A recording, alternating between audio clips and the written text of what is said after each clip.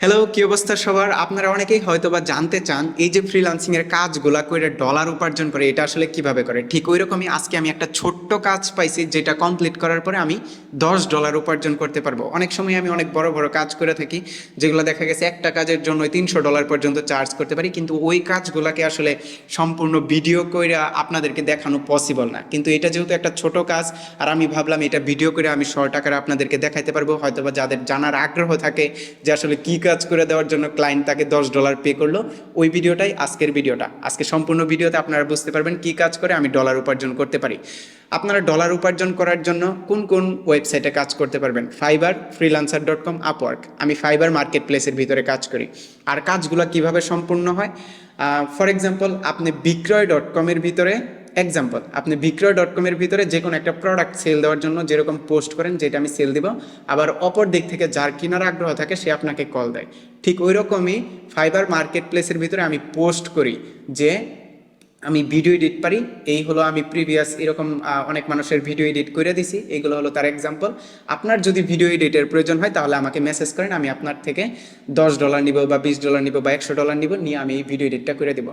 ঠিক এরকমই ভিডিও এডিটের মতো আপনি অ্যাপ ডেভেলপমেন্টের কাজ করতে পারেন, আপনি ডিজিটাল মার্কেটিংয়ের কাজ করতে পারেন, গ্রাফিক ডিজাইন, অনেকে লোগো ডিজাইন ভাবেন, গ্রাফিক ডিজাইনের কাজ করে উপার্জন করতে পারেন। ওকে, তো আমি যেটা করতাম এটা হলো অ্যাপ্লিকেশন ডেভেলপমেন্টের কাজ, কিন্তু রিসেন্টলি আমি ডিজিটাল মার্কেটিংয়ের কাজগুলো করতেছি অল্প অল্প করে। এর আগে আমি $75, $80 এরকম চার্জ করতাম, কিন্তু এই কাজটা আমি নিছি $10, জাস্ট আমার যাতে রেটিং ভালো হয় এই জন্য।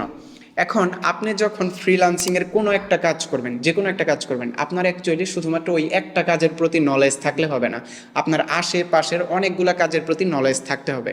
যেরকম ধরেন আপনি যদি ফর এক্সাম্পল ইউটিউবে ভিডিও আপলোড দিয়ে টাকা উপার্জন করতে চান, তাহলে কিন্তু আপনার শুধুমাত্র ভিডিও আপলোড দেওয়া জানলেই হবে না, আপনার কি জানতে হবে? ভিডিও এডিট সম্পর্কে ধারণা থাকতে হবে, আপনার নিজের ইউটিউব চ্যানেলের লোগোটা যে কীভাবে ডিজাইন করতে হয় এটা সম্পর্কে আপনার ধারণা থাকতে হবে, আপনার ইউটিউবের ভিতরে যে থাম্বনেলটা, একটা পিকচার এডিট করতে হয় থাম্বনেল, ওই থাম্বনেলটা এডিট করা সম্পর্কে আপনার ধারণা থাকতে হবে। তারপর হলো আপনার স্ক্রিপ্ট রাইটিং সম্পর্কে ধারণা থাকতে হবে, এবং আপনার গুছিয়ে কথা বলার যেই অভ্যাসটা আছে এটা থাকতে হবে। অর্থাৎ আশেপাশে অনেক কিছু জানার পরে আপনি কিন্তু ইউটিউবে ভিডিও আপলোড দিতে পারবেন। এখন এই টপিকগুলো আসে কি, যে আপনি যখন ফ্রিল্যান্সিংয়ের কাজ করবেন তখন আপনার ওয়াইড রেঞ্জের একটা ধারণা থাকতে হবে, কিন্তু যেটা করে আপনি উপার্জন করতেছেন ওইটার পিছনে আপনার প্রফেশনালিটি থাকতে হবে বা ডিপ বা গভীর ধারণা থাকতে হবে। এখন আমার যেটা গভীর ধারণা এটা হলো অ্যাপ্লিকেশন ডেভেলপমেন্টের উপরে, কিন্তু আমি মনে করি যে আমি ডিজিটাল মার্কেটিং পারি, ভিডিও এডিটের কাজ পারি, না হয়তো আমি এই যে এখন যে ভিডিওটা বানাইতেছি এটা এডিট করতে পারতাম না। আমি থাম্বনেল ডিজাইন পারি, আমি লোগো ডিজাইন করতে পারি, আমি আলাদা আলাদা অনেকগুলো কাজ করতে পারি। তারপরে গিয়ে হয়তো বা আমি মানে সাকসেসফুল অ্যাপ্লিকেশন ডেভেলপমেন্টে বা ওইটার ভিতরে আমার অনেক বেশি নলেজ থাকার কারণে আমি ওইটা দিয়ে উপার্জন করতে পারি।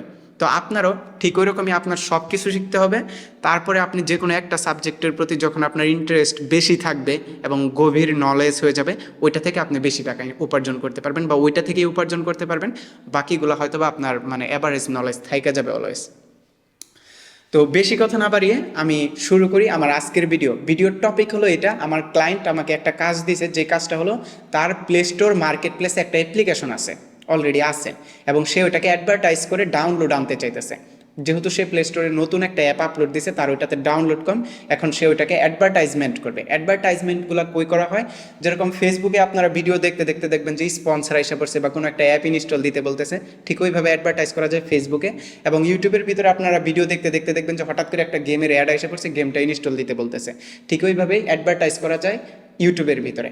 তো আমি অ্যাডভার্টাইজ করবো অ্যাকচুয়ালি গুগলের ভিতরে, আর গুগলের প্ল্যাটফর্ম হলো গুগলের যে কোনো ওয়েবসাইট, অথবা মানে গুগলের ভিতরে সার্চ দিলে যে ওয়েবসাইটগুলো আসে এগুলা, পাশাপাশি হলো ইউটিউবেও যেহেতু গুগলের, ইউটিউবের ভিতরেও অ্যাড শো করে।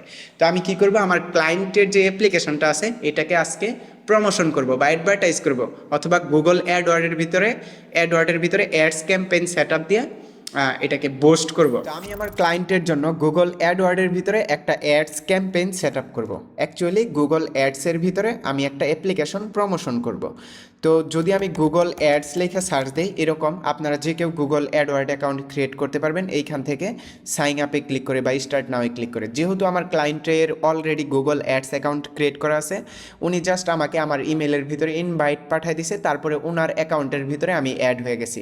অ্যাজ এ অ্যাডমিন হিসাবেও আমাকে চাইলে অ্যাড করতে পারতো, অ্যাজ এ ম্যানেজার হিসাবেও অ্যাড করতে পারতো।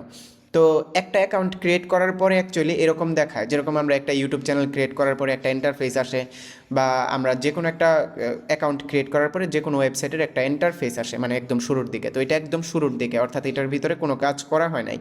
আর এখানে লেখা none of your ads are running, এর কারণ হলো এটার ভিতরে এখন ডলার ডিপোজিট করে নাই, যার কারণে এখনও অ্যাডস রান হয় নাই, বা এখন পর্যন্ত কোনো একটা অ্যাডস ক্রিয়েট করা হয় নাই, বা কোনো একটা অ্যাপ্লিকেশন এটা দিয়ে প্রমোশন করা হয় নাই।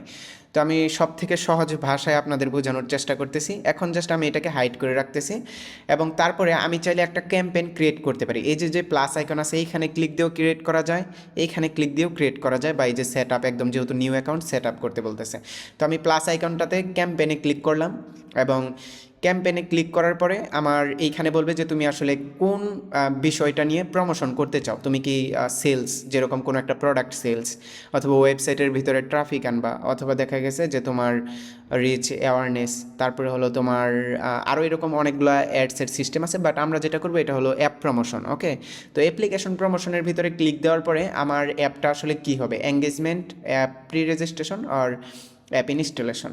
তো আমার হবে অ্যাপ ইনস্টলস, তারপরে হলো অ্যান্ড্রয়েড অ্যাপ আমারটা, এবং কোন অ্যাপটা আমি প্রমোশন করব ওই অ্যাপের লিঙ্কটা এখানে দিতে হবে। তো আমার অ্যাকচুয়ালি এই অ্যাপটা প্রমোশন করার দায়িত্ব আসছে। তো আমি যদি এখন প্লে স্টোরের থেকে এই অ্যাপের লিঙ্কটা নিয়ে জাস্ট কন্ট্রোল এ দিয়ে কন্ট্রোল সি, মানে আমি কপি করলাম, কপি করে জাস্ট এইখানে লিঙ্কটাকে পেস্ট করি, তাহলে আমি দেখবো এই অ্যাপ্লিকেশনটা এখানে আইসা পড়ছে। যদি আপনার যে কোনো অ্যাপ্লিকেশন প্লে স্টোরে থাকে আর ওইটা যদি গুগল অ্যাডওয়ার্ডের মাধ্যমে প্রমোশন করতে চান, তাহলে খুব ইজিলি প্রমোশন করে ফেলতে পারবেন, লাইক লিঙ্কটা দিলে আইসা পড়বে। তবে এই সেম অ্যাপটা কিন্তু ফেসবুকে প্রমোশন করতে গেলে আরও অনেকগুলো বাধা অতিক্রম করে তারপরে প্রমোশন করতে হতো। এবং অ্যাপ প্রমোশন, তারপরে আমি এইখানে দেবো লাইক ম্যাক্স, এইটা যেহেতু অ্যাপের নাম এটা। ওকে, তারপরে কন্টিনিউ। এখন আমার ক্লায়েন্ট যেটা বলছে যে তার অ্যাপ্লিকেশনটা একটা লো জিডিপি কান্ট্রিগুলোতে আসলে প্রমোশন করতে, বা যেগুলোতে লো সিপিসি, অর্থাৎ যেই মানুষগুলা মানে খুব কম দামি অ্যাপ্লিকেশন চালায়, বা দেখা গেছে যে অ্যাপ্লিকেশনের ইনস্টল পার কস্ট যাতে কম আসে। তো আমি এইখানে এন্টার অ্যানাদার লোকেশন, আমি যে লোকেশনগুলো এখন সিলেক্ট করবো এটা হলো ইন্ডিয়া প্রথমে, তারপরে হলো বাংলাদেশ, তারপরে হলো পাকিস্তান। ওকে, পাকিস্তান, আর তারপর হলো ইন্দোনেশিয়া। ওকে, তারপর হলো নেপালের ভিতরেও হিন্দি কথা অনেকেই বুঝে। তো এইভাবে আমার কান্ট্রিগুলো অ্যাড করা কমপ্লিট। এখন আমি যেটা করব, ল্যাঙ্গুয়েজ হিসাবে উনি বলছে হিন্দি ল্যাঙ্গুয়েজটাও অ্যাড করে রাখতে, অবশ্যই হিন্দি ল্যাঙ্গুয়েজটাও আমি অ্যাড করে দেব। তো এইখানে হিন্দি, এটা হিন্দি, এবং বাকি যে জিনিসগুলো আছে ওগুলো আমি সেম টু সেম রাখতেছি। তারপরে নেক্সট, এবং ওনার বাজেট হলো পার ডে উনি 600 রুপি করে বাজেট দিতে পারবে অ্যাপ্লিকেশন করার, মানে প্রমোশন করার জন্য। তারপর হলো এখানে ইনস্টল ভলিউম, এটাও এখানে ঠিক আছে, এবং পার অ্যাপ ইনস্টল কস্ট আমি দিলাম 10 রুপি। যদিও এই পার অ্যাপ ইনস্টল কস্টটা পরবর্তীতে পুরো অ্যাডসটা সেট আপ করে অপটিমাইজ করে আরও কমানো যায়। পার অ্যাপ ইনস্টল কস্ট আমি এরকমও দেখছি 1 টাকা পার অ্যাপ ইনস্টল কস্ট, 2 টাকা, আমার ক্ষেত্রে অন অ্যাভারেজ 3 টাকা করে পার অ্যাপ ইনস্টল কস্ট থাকে আমি যখন অপটিমাইজ করি।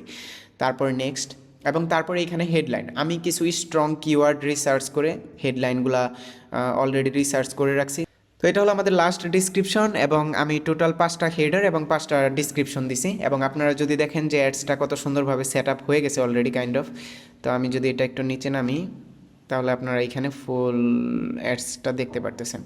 এইখানে এইভাবে সার্চ দিলে মানুষ যখন সার্চ দিবে তখন এইভাবে অ্যাডসটা শো করবে, ইউটিউবের ভিতরে অ্যাডসটা শো করবে এই যে এইখানে, তারপর ডিসকভারের ভিতরে এইখানে, তারপরে গুগল এর ভিতরে, গুগল প্লে এর ভিতরে ঠিক এইভাবে অ্যাডসটা শো করবে। বা আরও যদি কয়েকটা অ্যাডস দেখে আপনাদেরকে, এই যে এইভাবে অ্যাডসটা শো করবে, এটা সুন্দর লাগতেছে। ওকে, তো এরপরে পালা আসে একটা ইমেজ, একটা প্রপার ইমেজ দিতে হবে। আপনারা চেষ্টা করবেন আপনার পুরা অ্যাপ্লিকেশনটা আসলে যেটার উপরে ভ্যালু সব থেকে বেশি ক্যারি করে ওই ইমেজটা দিতে। তো আমি চেষ্টা করতেছি এইখানে এই ইমেজটা দিতে। ইমেজগুলোকে একটু চেষ্টা করবেন যে রিসাইজ করে বা মুভ করে, মানে পারফেক্ট শেপে আইনা তারপরে দিতে। যদিও এই অ্যাপ্লিকেশনটার ইউআইটাই একটু নর্মালাইজ করা হয়েছে, মানে ইউআইটাই অত ভালো ডিজাইন হয় নাই, যার কারণে আমার অত বেশি ইমেজ নাই যেটার ভিতরে আমি ফোকাস করব। ভিপিএন অ্যাপ্লিকেশন হলে আমি সার্ভারগুলোর ভিতরে বেশি ফোকাস করতাম, বা একটা গেম হলে তাহলে গেমের সুন্দর সুন্দর কয়েকটা স্ক্রিনশটের উপরে আমি ফোকাস করতাম, এবং তারপরে এটা সেভ। এবং ক্লায়েন্ট কোনো ভিডিওর জন্য অ্যাকচুয়ালি অর্ডারটা করে নেই, অর্ডারটা খুবই কম ডলার দিয়ে যেহেতু করা হয়েছে, তাই ভিডিওর জন্য আমাকে মানে হায়ার করা হয় নাই। ভিডিওর জন্য হায়ার করলে আমি একটা অ্যাপ্লিকেশনের প্রোমো ভিডিও বানাইতাম, যেটার কারণে অ্যাটেনশনটা আরও বেশি পাইতো। এখন বর্তমানে অ্যাটেনশন কিন্তু একটু পোর কোয়ালিটির ভিতরে, কিন্তু ক্লায়েন্টের ইচ্ছা হলো অ্যাকচুয়ালি অ্যাডস ক্যাম্পেইনটা অ্যাপ্রুভ পাওয়ানো, তাই আমি এটা সর্বোচ্চ চেষ্টা করতেছি অ্যাডস ক্যাম্পেইনটা যাতে অ্যাপ্রুভ হয়ে যায়। তো এইভাবে নেক্সট দেওয়ার পরে এখন আমাদের এটা পাবলিশ করতে হবে। আমরা যদি একটু ওয়েট করি তাহলে দেখবো যে এখানে 600 রুপি বাজেট, এবং আমাদের ল্যাঙ্গুয়েজ অল্প একটু প্রবলেম আসতেছে, বাট আমার মনে হয় এখন সব ঠিক হয়ে যাবে। অল্প একটু ওয়েট করতে হবে, সেভটা কমপ্লিট হয়ে গেলেই ডান। এখন সেভ হয়ে গেছে, তবে এখানে যদি আপনার কোনো কিছু মিস্টেক থাকে তাহলে সেভটা হইতে অনেকটা টাইম নেয়। যেরকম আমার অল্প একটু বাজেটে প্রবলেম ছিল, আমি বাজেটটা আর একটু ইনক্রিজ করছি, 600 থেকে 1000 রুপিতে নিছি, যার কারণে এখন কোনো আর প্রবলেম নেই বাজেট নিয়ে। এখন এভরিথিং ফাইন, জাস্ট সেভ হয়ে গেছে। এখন পাবলিশ ক্যাম্পেইনে ক্লিক করলে পাবলিশ হয়ে যাবে। তো আমাদের অ্যাডস যেটা আছে এটা সেট আপ করা ডান। এখন আমরা কিছুক্ষণ পরে আইসা এখানে চেক দিয়ে দেখতে পারবো আমরা যে অ্যাডসটা সেট আপ করছি হেডার এবং ডিসক্রিপশনগুলো অ্যাপ্রুভ হয়েছে কিনা। যেরকম এখানে হেডারটা আছে আন্ডার রিভিউয়ে, এবং ডিসক্রিপশনগুলো আন্ডার রিভিউ, এবং পিকচারগুলো আন্ডার রিভিউ আছে। তো আমরা কিছুক্ষণ ওয়েট করি, দেখি এগুলো অ্যাপ্রুভ হইতে কতক্ষণ টাইম লাগে। এখন আমি ঠিক 1 ঘন্টা পরে গুগল অ্যাডসের ক্যাম্পেইনটা চেক দিতেছি। এই মুহূর্তে আপনারা যদি দেখেন তাহলে দেখবেন হেডারগুলো অ্যাপ্রুভ হয়ে গেছে, ডিসক্রিপশনগুলো অ্যাপ্রুভ হয়ে গেছে, এবং ইমেজগুলোও অ্যাপ্রুভড। আমি যদি অ্যাডসগুলো আপনাদেরকে দেখাই কিভাবে শো করবে অডিয়েন্সদের ফোনে, তাহলে ঠিক এইভাবে শো করবে, এবং এইভাবে এই প্রিভিউটা অনেক সুন্দর।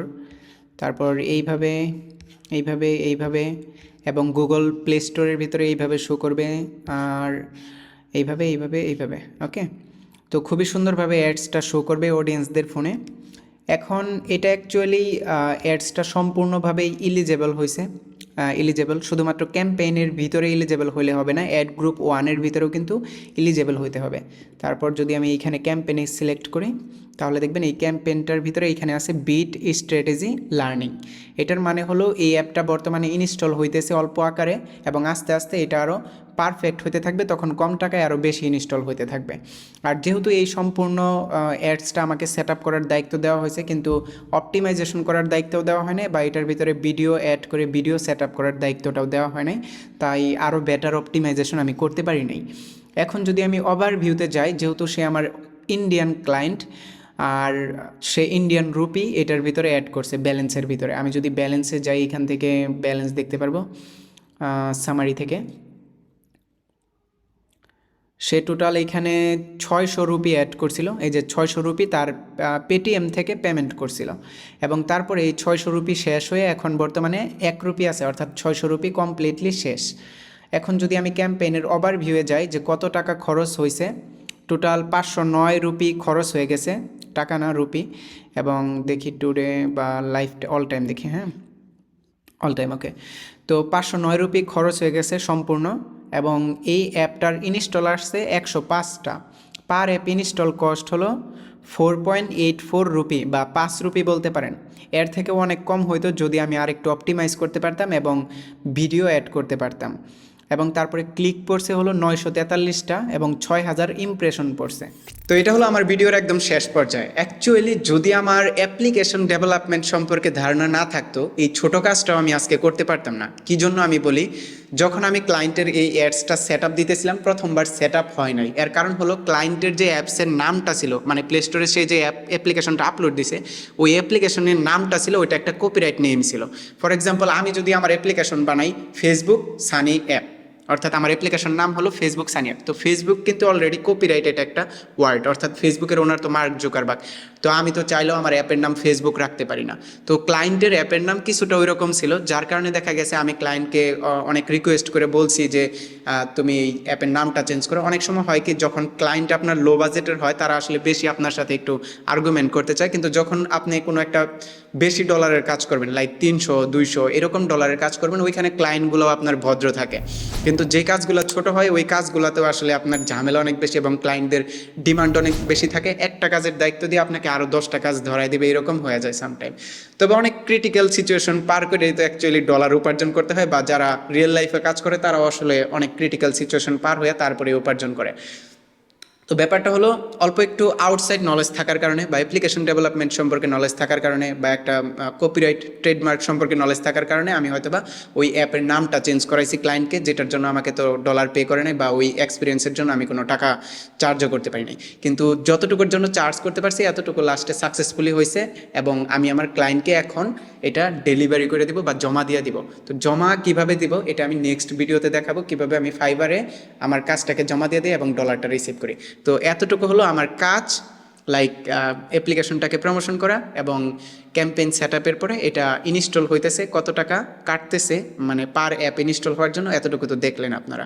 এবং পরের ভিডিওতে আপনারা দেখবেন কীভাবে আমি ফাইবারে পুরো কাজটাকে ডেলিভার করে দিই এবং ওইটার জন্য ডলারটা আমি ক্লায়েন্টের থেকে রিসিভ করি। That's all. যদি এই ভিডিওটা ভালো লেগে থাকে তাহলে অবশ্যই লাইক দিবেন and subscribe my channel to stay with me.